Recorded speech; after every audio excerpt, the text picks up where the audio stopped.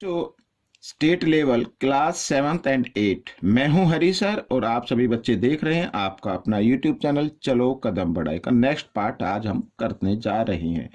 तो state level में किस टाइप के क्वेश्चन पूछे जाते हैं आप इनकी जरा प्रैक्टिस कीजिए देखकर वीडियो देखकर और ज़्यादा से ज़्यादा मार्क्स लेके आए, अच्छी रैंक लेके आए। और एक बात और मैं बताना चाहता हूँ कि आप ये मत सोचना कि ये स्टेट लेवल में ही आएगा, ये आपके फाइनल एग्जाम में भी आ सकते हैं क्वेश्चन। ठीक है, तो आप जरा इनको जरा ध्यान से देखिए, प्रैक्टिस जरूर करें।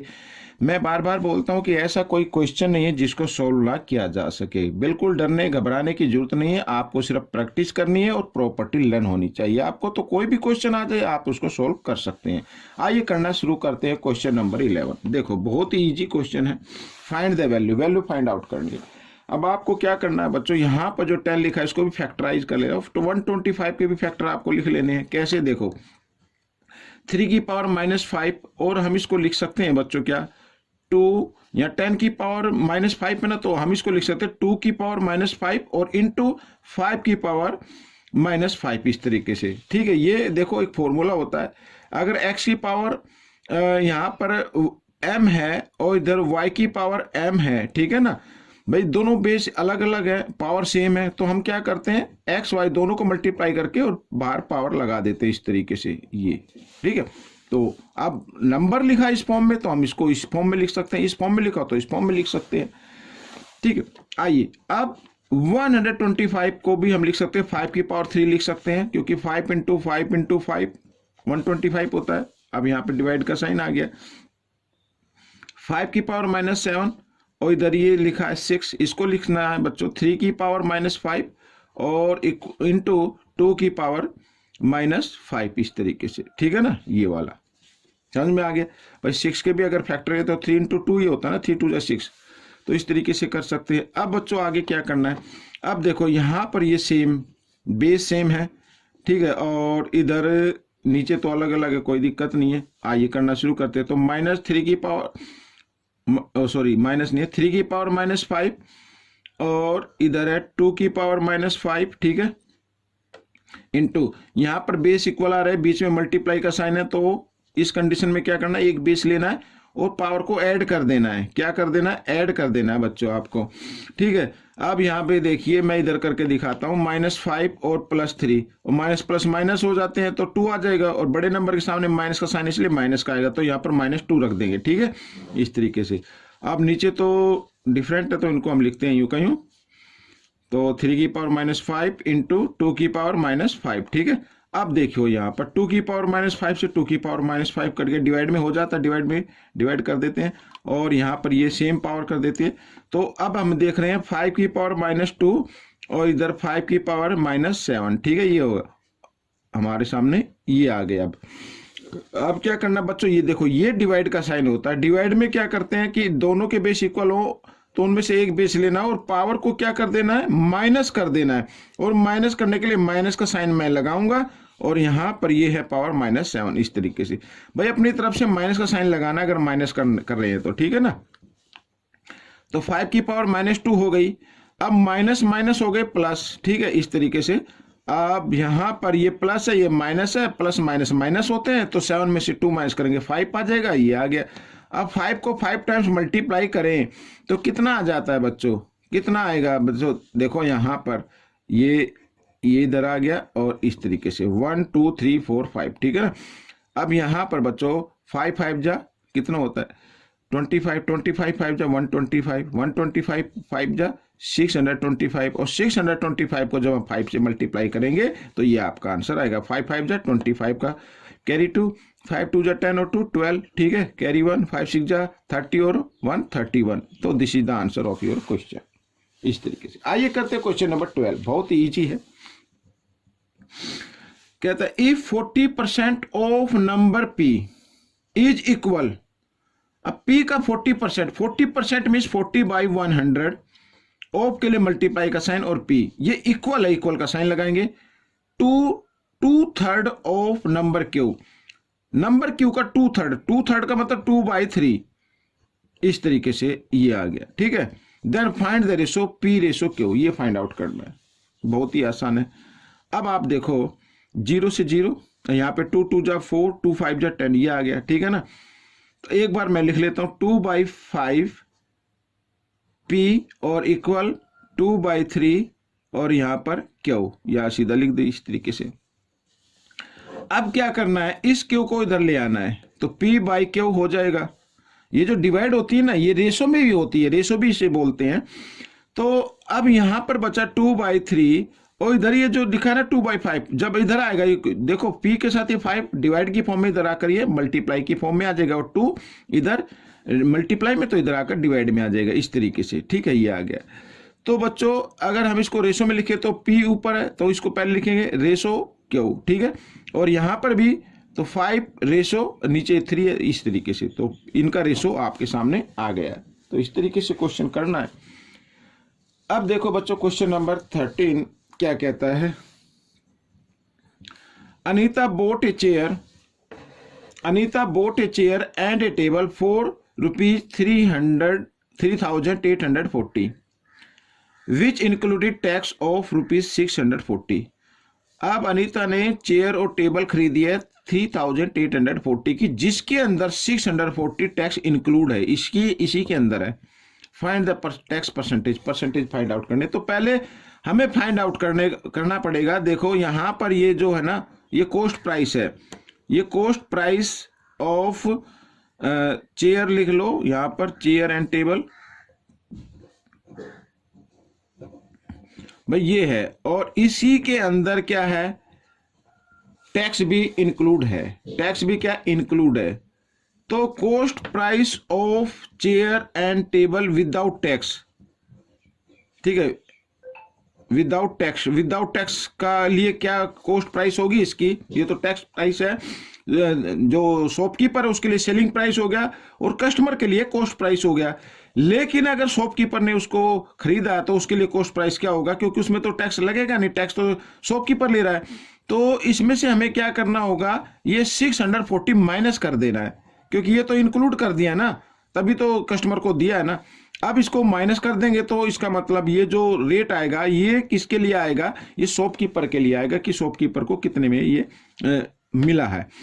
अब बच्चों 0 में से 0 0 आ गया, 4 में से 4 माइनस करेंगे, ये भी ठीक है। 8 में 6 माइनस किया 2 आ गया, ठीक है, और यहां पर 3 का 3 आ गया, तो ये आ गया बच्चों, ठीक है ना, 3,200। अब हमें करना है टैक्स परसेंट फाइंड आउट करना है। तो टैक्स परसेंट फाइंड आउट करने के लिए टैक्स जो है वो ऊपर आएगा, टैक्स कितना है 640, बाय में कॉस्ट प्राइस आएगा शॉपकीपर के लिए, जो ये आया है हमारा निकल के 3,200, और इनटू परसेंटेज फाइंड आउट करने के लिए 100% से इसको क्या कर देना है, मल्टीप्लाई कर देना है। अब बच्चों देखो इधर 20 से ये 20 आप कैंसिल कर दीजिए, और 32 2 जा ये हो गया, और 0 की क्यों आ गई, तो 20% टैक्स लगा बच्चों इस पर। कितना लगा, 20%, ठीक है। तो ये क्वेश्चन आपका सोल्व हो गया है। आइए करते हैं क्वेश्चन नंबर 14, ये रहा आपके सामने, ये रहा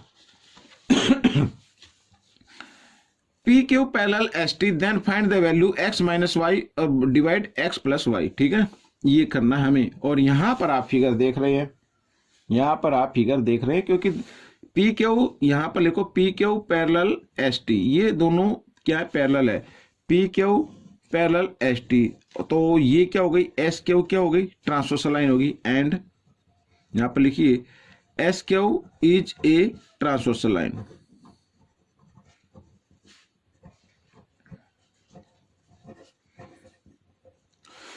ठीक है। भाई देखो हमें x की वैल्यू फाइंड आउट करनी है, ये 2 लाइन पैरेलल है, ये ट्रांसवर्सल लाइन होगी, तो एंगल ये और x ये दोनों इक्वल होंगे, अल्टरनेट एंगल, ठीक है, ये इक्वल आ जाएंगे। उसके बाद हमें y की वैल्यू फाइंड आउट करनी है, क्या करनी है, y की वैल्यू फाइंड आउट करनी है। तो अब यहां पर लीनियर पेयर से इस एंगल की हम मेजरमेंट फाइंड आउट कर लेंगे, ठीक है ना। उसके बाद क्या करना है, उसके बाद y की वैल्यू कैसे आएगी।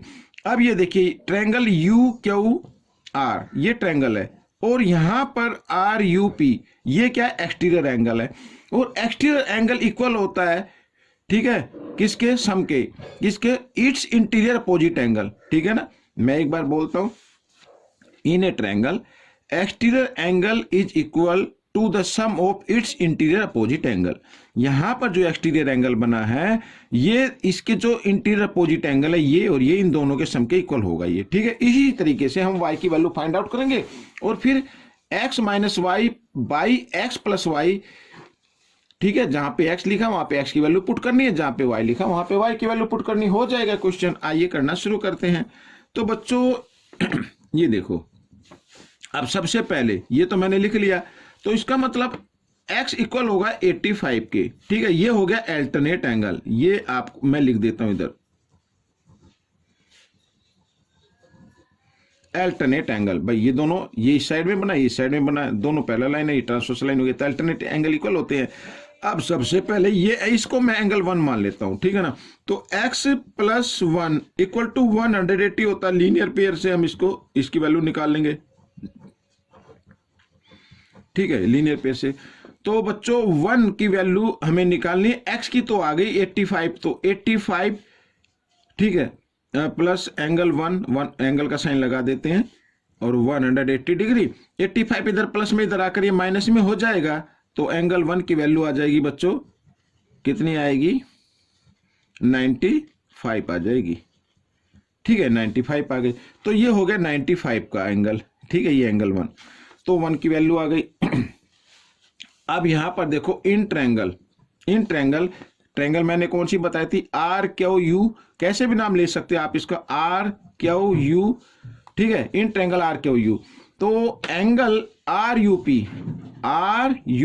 P is an exterior angle,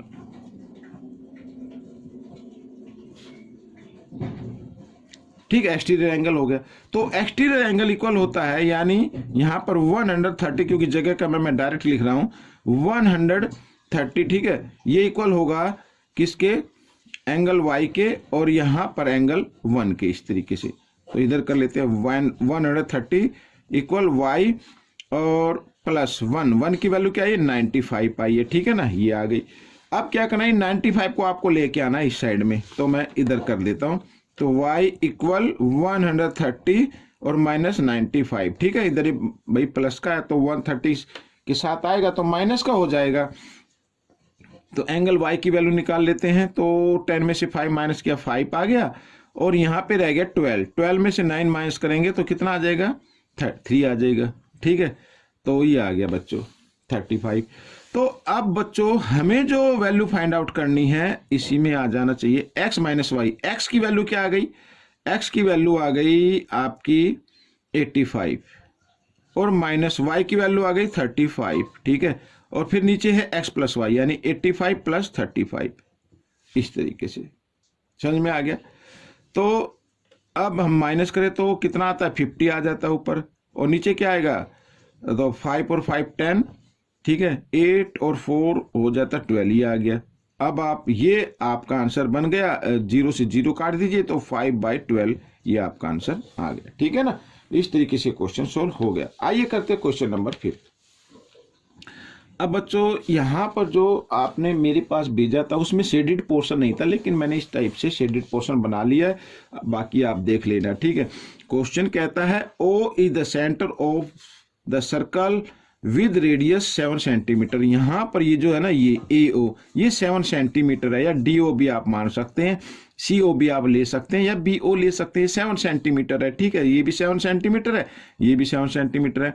और find the area of shaded region, shaded region का आपको एरिया फाइंड आउट करना है। तो सबसे पहले आप सर्कल का एरिया फाइंड आउट कर ले, ठीक है। एरिया ऑफ सर्कल, भाई एरिया ऑफ सर्कल का फॉर्मूला तो आपको मालूम होगा, मालूम नहीं है तो मैं इधर लिख देता हूं,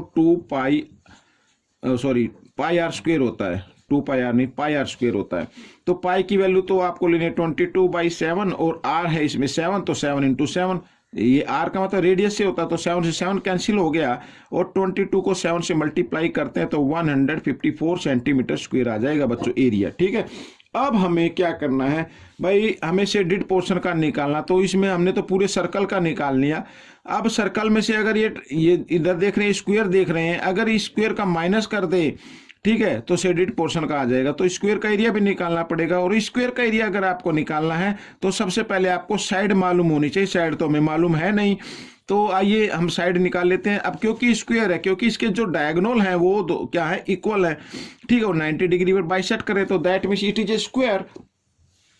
तो अब बच्चों भाई ये इक्वल क्यों है, क्योंकि ये देखो यहां से AO7 है तो OC भी 7 है, BO7 है तो DO भी 7 है, भाई ये 14 हो गया, ये भी 14 हो गया, ठीक है।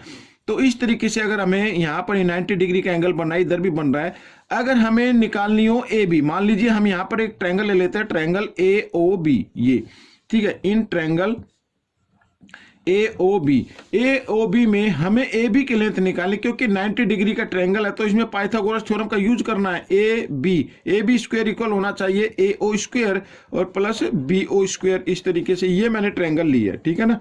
ये पाइथागोरस थ्योरम कहती है कि राइट एंगल ट्रायंगल में जो 90 डिग्री के अपोजिट साइड होती है, हाइपोटेन्यूज यानी उस साइड का स्क्वायर, ये वाला इक्वल होना चाहिए base square plus perpendicular square, ये वाला, ठीक है ना। अब अगर यहां पर मैं निकालता हूं, क्योंकि मैंने बहुत सारी वीडियो बनाई हुई है, AB स्क्वायर हमें फाइंड आउट करना है, तो ये भी 7 स्क्वायर आ गया और ये भी 7 स्क्वायर आ गया, ठीक है। अगर आप इसको सोल्व करेंगे तो बच्चों यहां पर आ जाए 7√2 आ जाएगा, ठीक है ना। थोड़ा टाइम कम की वजह से मैं डायरेक्ट मैंने लिख दिया है, आप इसको करके देख सकते हैं, ठीक है। या चलो मैं ही करा देता हूँ, कोई दिक्कत नहीं है। स्क्वायर इधर आकर ये स्क्वायर रूट में कर देता हूँ। 7 का स्क्वायर क्या होता है 49, और इधर भी 49 होता है, ठीक है ना। और दोनों को ऐड किया तो कितना आ गया 98 आ गया, ठीक है। अब 98 के अगर हम फैक्टर निकालें, भाई ये तो आप निकाल के देख लेना, ठीक है, जिसका पेयर बनेगा वो ये आ जाएगा। तो AB कितनी आ जाएगी, यहाँ पर 7√2 आ जाएगा, ठीक है। ये अब इसके आप फैक्टर निकालेंगे तो बच्चों ये देखो मैं ही करा देता हूँ नहीं ये आ गए फैक्टर तो पेयर बन गया 7 का। जिस नंबर का पेयर बनता है उसको बाहर रख लेते हैं और जिसका पेयर नहीं बनता उसको रूट के अंदर रहने देते हैं। ये AB आ गया बच्चों। अब क्योंकि स्क्वायर की सभी साइड इक्वल होती हैं तो AB अगर 7√2 आ गए तो ये BC सभी साइड क्या होगी 7√2 हो जाएगी, ये भी ये, ठीक है। और एरिया ऑफ स्क्वायर क्या होता है, area of square, area of square होता है बच्चों साइड इंटू साइड, यानी 7√2 ये होता है साइड इंटू साइड। 7 को 7 से मल्टीप्लाई करते हैं तो आ गया 49, और √2 को √2 से मल्टीप्लाई करेंगे तो 2 आ जाएगा, और 49 को 2 से मल्टीप्लाई करते हैं तो 98 आ जाएगा, 98 सेंटीमीटर स्क्वायर आ गया, ठीक है। एरिया ऑफ शेडेड पोर्शन,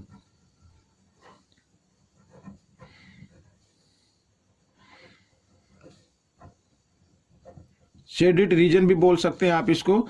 तो यहां पर हमें क्या करना है, सर्कल का एरिया में से, सर्कल का एरिया 154, ठीक है ना। ये सर्कल का एरिया ये रहा, इसमें से माइनस कर देना 98, तो आपका आंसर आ जाएगा, ठीक है। रीजन यहाँ पे n लिखना पड़ेगा। अब बच्चों देखो 4 में से 8 माइनस होंगे, यहाँ से बोरो लेंगे, 14 में से 8 माइनस करेंगे 6 आ गया, ठीक है। यहाँ पे क्या रह गया, यहाँ पे 4 रह गया, 4 में से तो 9 माइनस होगा तो 14 में से 9 माइनस कर दीजिए तो कितना आ जाएगा 5 आ जाएगा, तो सेंटीमीटर स्क्वायर। बच्चों ये आपका आंसर आ गया, ठीक है। तो ये वीडियो कंप्लीट हो गई है। आपको ये वीडियो पार्ट कैसा लगा मुझे जरूर बताएं, और इसमें से देखकर दूसरे बच्चों को जरूर सिखाना है ताकि आपकी ज़्यादा से ज़्यादा प्रैक्टिस हो सके और आपकी अच्छी रैंक या मार्क्स आ सके। मिलेंगे नेक्स्ट पार्ट में, टिल देन थैंक यू।